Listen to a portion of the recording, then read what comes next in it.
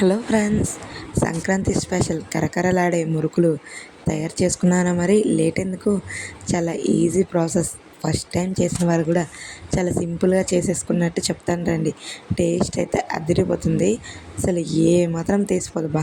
Welcome to Anu foods. నేను అనుష. నా channel first time చూసినట్టయితే ప్లీజ్ సబ్స్క్రైబ్ గైస్. ముందుగా 2 గ్లాసులు బియ్యం తీసుకుంటే 1 గ్లాస్ పప్పు తీసుకోవాలి.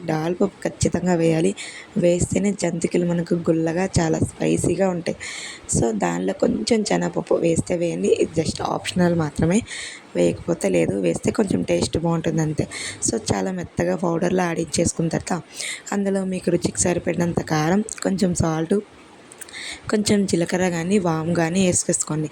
నువ్వులున్నా కూడా వేసుకోవచ్చు. నువ్వులు నచ్చని వాళ్ళు స్కిప్ చేసేయండి. సో కొంచెం కొంచెంగా వాటర్ పోస్తూ మొత్తం పిండిని చిక్కగా కాకుండా పలుచగా కాకుండా మీడియంలా కలుపుకోవాలన్నమాట. అప్పుడే ముద్ద జారుతుంది.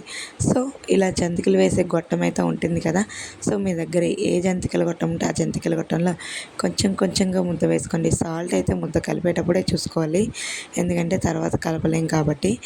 సో ఇలా కొంచెం కొంచెంగా ఒక గరిటె మీద వేసుకొని ఒక్కొక్క దాన్ని ఆయిల్లో వేసేసుకోవడమే. ఇలా చక్కగా వేగుతున్నప్పుడు చిన్న పుల్లతో అటు ఇటు తిప్పుతూ ఉండాలి, ఎందుకంటే 2 వైపులు చాలా చక్కగా వేగిపోతాయి. ఆయిల్ హీటెక్కేంత వరకు కొంచెం స్లోగా వేగుతాయి కానీ, సో ఆయిల్ వన్స్ హీటెక్కిన తర్వాత చాలా చక్కగా వెంటనే వేగిపోతాయి. టేస్ట్ అయితే అదిరిపోతుంది.